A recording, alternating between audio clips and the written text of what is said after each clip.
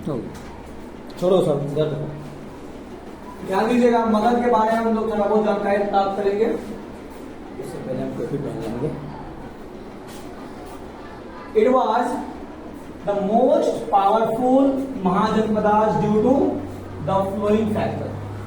सबसे पहले जो मगध है हमारा, मगध सबसे बड़ा बहुत ही शक्तिशाली महाजनपद थे। इसके कुछ फैक्टर दिए गए, कुछ कारण दिए गए हैं, जिस कारण से हम यह डिफाइन कर पाएंगे कि मगध जो है वो सच में क्या था, पावरफुल किंगडम था। कैसे, ध्यान दीजिएगा, Magadh was located in the Gangetic basin. ध्यान दीजिएगा, गैंगेटिक बेसिन क्या होता है, ध्यान दीजिएगा। तो गंगा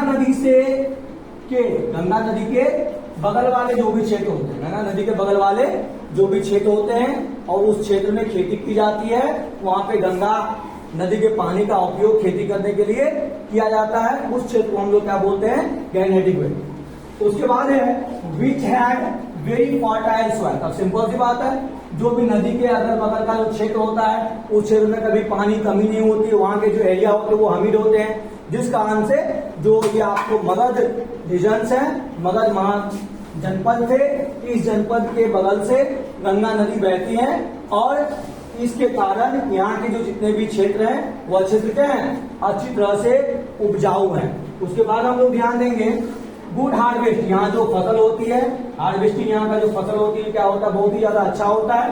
क्योंकि और एक बात और, जब इंडियन मैप हम बताए थे, इंडियन मैप में हम बताए थे कि जो हमारा नॉर्थर्न प्लेन्स है, जो हमारा नॉर्थर्न प्लेन्स है, नॉर्थर्न प्लेन्स में जैसे आपको बिहार, उसके बाद उत्तर प्रदेश कुछ क्षेत्र, उसके बाद आपको दिल्ली, उसके बाद आपको राजस्थान के कुछ क्षेत्र, उसके बाद आपको हरियाणा, उसके बाद आपको पंजाब, ये जो क्षेत्र हैं ये सभी क्षेत्र क्या है, आपको नॉर्थर्न प्लेन्स पे आने वाले क्षेत्र हैं। और नॉर्थर्न प्लेन्स जो है दुनिया का सबसे बहुत बड़ा प्लेन्स है और इस प्लेन्स में जो खेती बहुत ही ज्यादा अच्छी तरह से की जाती है, क्योंकि यहाँ पे लगभग बहुत सारी नदियां बहती है। उस नदियां के बहने के कारण यहाँ के जो क्षेत्र वो क्या है, बहुत ही ज्यादा उपजाऊ है। उसके बाद चलेंगे हम लोग land tax was high.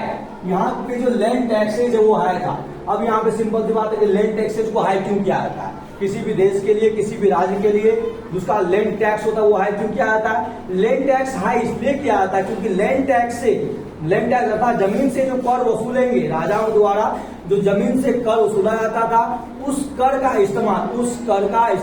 Tax का इस्तेमाल जो है राज्य में जितने भी सेना थे उस सेना को दिया जाता था, ताकि सेना उसका प्रोटेक्शन अच्छी तरह से कर सके। उसके बाद है आपको प्रोवाइड अ लार्ज इनकम, जिसके कारण से यहाँ पे क्या होता था, लार्ज इनकम प्रोवाइड होता था। कहाँ पे, मगध में। फॉर द किंगडम के लिए this help the king to maintain the large army. इसी टैक्स की सहायता से जो राजा होते थे वो अपने आर्मी का मेंटेनेंस सही रूप से करते थे। अभी के समय में भी देखिए जीएसटी लग रहा है, बहुत सारे टैक्स लग रहा है। आप गाय निकालो, व्हील्स निकालो, व्हील्स का आपको टैक्स लगेगा। कोई वस्तु खरीदते हो उस पर टैक्स लगता है।